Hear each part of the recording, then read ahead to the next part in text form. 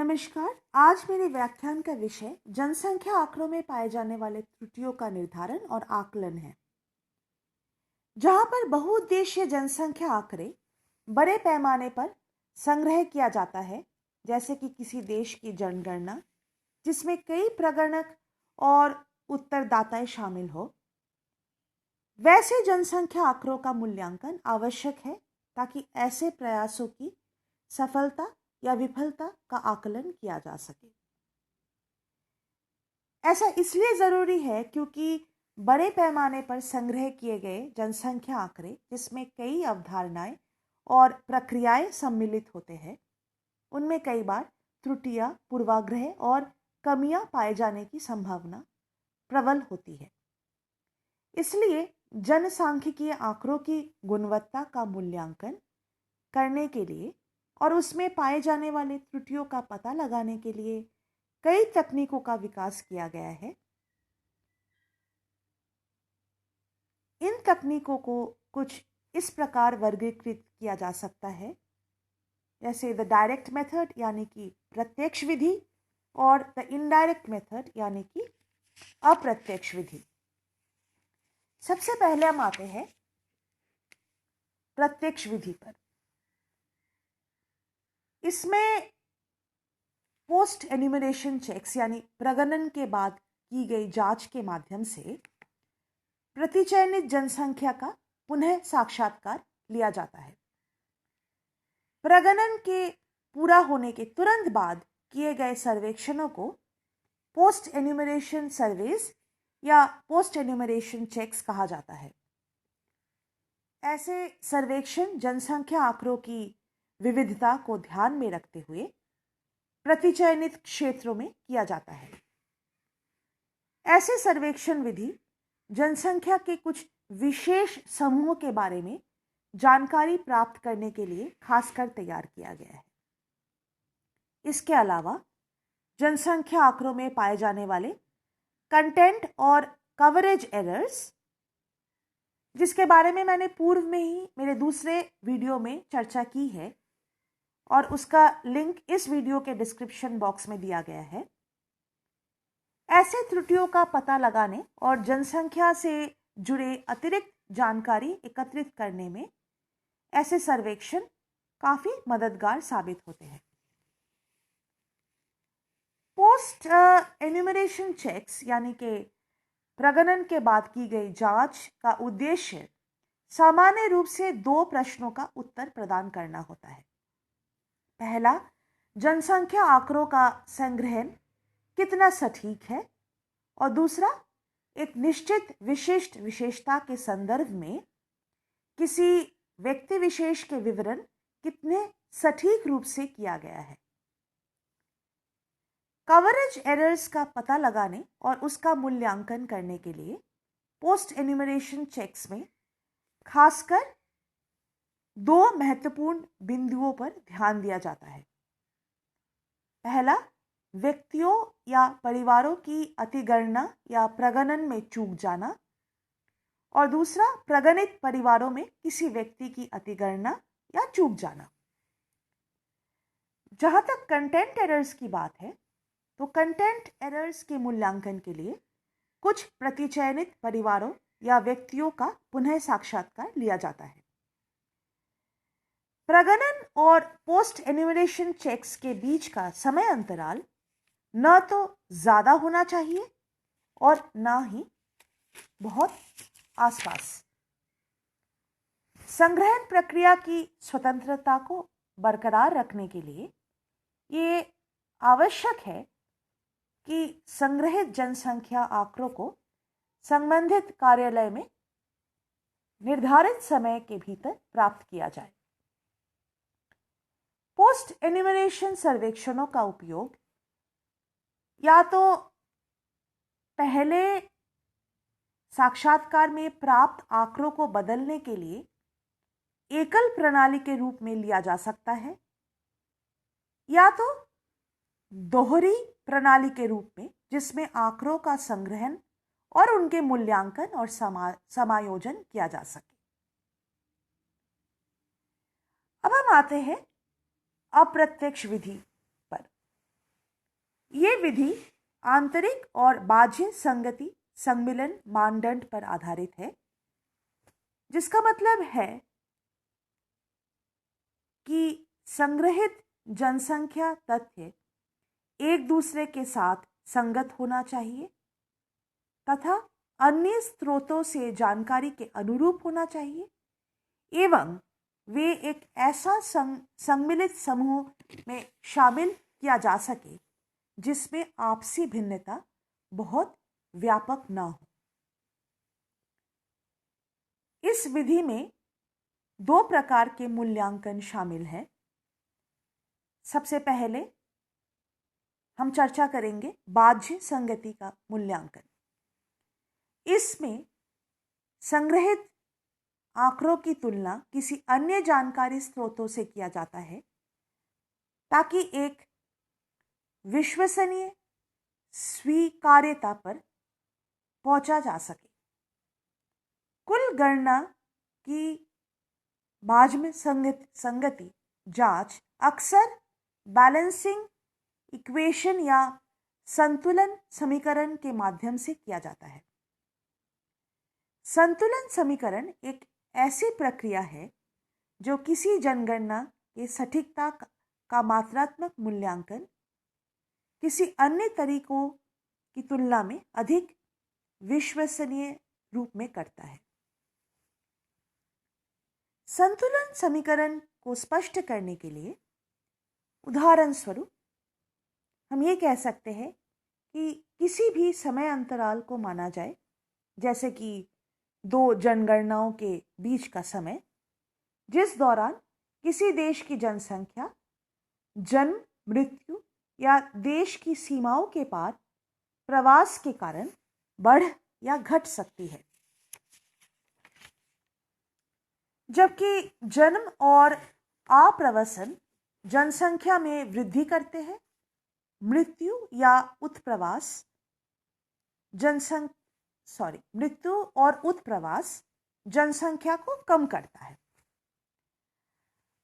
अगर जन्म, मृत्यु और प्रवास से संबंधित आंकड़े दोनों जनगणनाओं के लिए उपलब्ध हो तो संतुलन समीकरण कुछ इस प्रकार लिखा जा सकता है। P1 is equal to P0 plus B minus D plus I minus E, जिसमें P1 द्वितीय जनगणना की जनसंख्या है, P0 प्रथम जनगणना की जनसंख्या है, B का मतलब जन्म दर है, D का मतलब मृत्यु दर है, I का मतलब आप्रवासन से है और E का मतलब उत्प्रवास से है। और ये समीकरण पूरी तरह से संतुलित होगा अगर सभी आंकड़े 100% सही हो तो। हालांकि ये एक दुर्लभ घटना है और समीकरण एक कभी भी पूरी तरह से संतुलित नहीं पाए जाते। अगर विस्तृत आंकड़े उपलब्ध हो तो इस समीकरण को विभिन्न आयु लिंग वर्गों पर लागू किया जा सकता है। कुछ अनुमान के सहायता से समीकरण एक को इस प्रकार भी संशोधित किया जा सकता है, जहां पर P1 is equal to P0 plus NG plus minus MG, जहां पर NG का मतलब है नेचुरल ग्रोथ यानी जन्म और मृत्यु दरों के बीच का अंतर, और MG का मतलब है प्रवास के कारण जनसंख्या में पाए गए परिवर्तन। इसका मतलब यह है कि समीकरण एक में 4 घटकों के बजाय समीकरण 2 में केवल प्राकृतिक विकास और प्रवास के वास्तविक प्रभाव को देखा जाता है। समीकरण एक को कभी-कभी इस प्रकार भी लिखा जा सकता है, जैसे कि P1 minus P0 is equal to B minus D plus I minus E। अगर समीकरण 3 के दोनों ओर E का अंतर हो, यानी दोनों ओर के बीच E का अंतर हो, तो समीकरण 4, जिसे हम समीकरण 4 कह सकते हैं, ये कुछ इस प्रकार होगा कि P1 minus P0 is equal to B minus D plus I minus E plus small e, जहां स्मॉल e का मतलब समीकरण में पाए जाने वाले अवशिष्ट त्रुटियों से है। अगर स्मॉल e पॉजिटिव है तो प्रथम जनगणना की तुलना में द्वितीय जनगणना अधिक सटीक है, और यदि स्मॉल e नेगेटिव है तो प्रथम जनगणना द्वितीय जनगणना की तुलना में अधिक सटीक है। अब हम आते हैं आंतरिक संगति का मूल्यांकन पर। आंतरिक संगति का मूल्यांकन आयु और लिंग संबंधित आंकड़े दोनों के लिए किया जाता है, जिसमें आंकड़ों के विश्लेषण के बाद यह देखा जाता है कि एकत्रित किए गए विभिन्न सूचनाओं की विश्वसनीयता उभर के आती है या नहीं। सबसे पहले हम लेते हैं आयु संबंधित आंकड़ों को। हालांकि आयु वैसे तो समझने में एक आसान अवधारणा है, पर कभी कभी इसको मापने में कई समस्याएं उत्पन्न हो सकती है। कभी कभी उत्तरदाताओं को उनकी उम्र पता नहीं होती, या उत्तरदाताओं के कुछ अंकों के प्रति पक्षपात पाया जा सकता है, जैसे कि 0, 1 या 5। इसे हम एज हिपिंग या डिजिट प्रेफरेंस कहते हैं, जिसके चलते उत्तरदाता अपनी आयु के गलत सूचना प्रदान करते हैं। कभी कभी किसी अन्य आयु वर्ग की जनसंख्या की अपेक्षा में किसी और आयु वर्ग को प्राधान्य दिया जाता है, जिसे एज ट्रांसफर कहते हैं, जैसे कि 0 से 4 आयु वर्ग की अपेक्षा में 5 से 9 आयु वर्ग को प्राधान्य दिया जाना।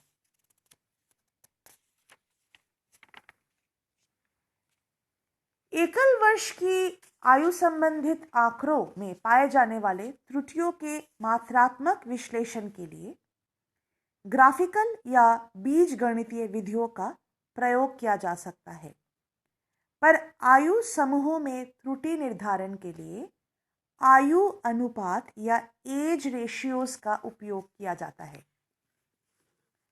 आयु अनुपात किसी भी एक विशेष आयु वर्ग में पाए जाने वाले जनसंख्या और उस आयु वर्ग के 2 निकटतम आयु वर्गों की औसत जनसंख्या का अनुपात है।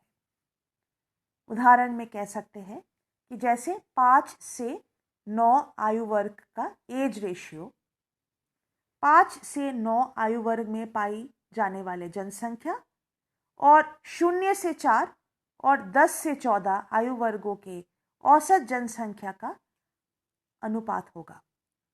इस प्रकार आयु के एक ऊर्ध्वाधर संगति का सूचकांक लिया जा सकता है, जो कि सभी आयु वर्गों के लिए आयु अनुपातों के 100 से पूर्ण विचलन का औसत हो।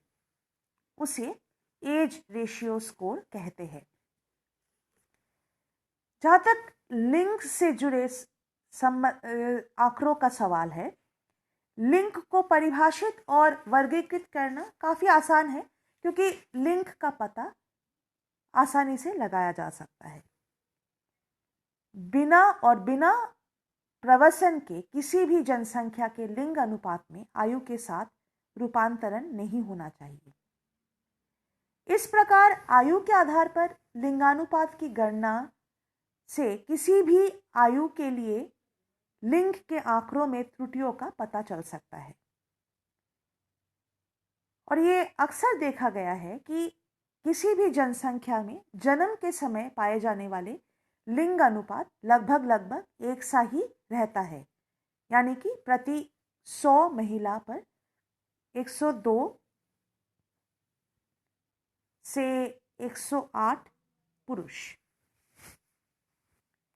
आयु की तरह लिंग आंकड़ों में त्रुटियों के मात्रात्मक विश्लेषण के लिए सेक्स रेशियो स्कोर्स का उपयोग किया जाता है, जो क्रमिक आयु के लिंग अनुपातों के पूर्ण विचलनों को जोड़कर और उसे विचलनों की संख्या से विभाजित करके प्राप्त किया जाता है। अधिक स्कोर आंकड़ों में अधिक त्रुटियों की ओर इंगित करता है और कम स्कोर का मतलब आंकड़ों में कम त्रुटियों से है। धन्यवाद।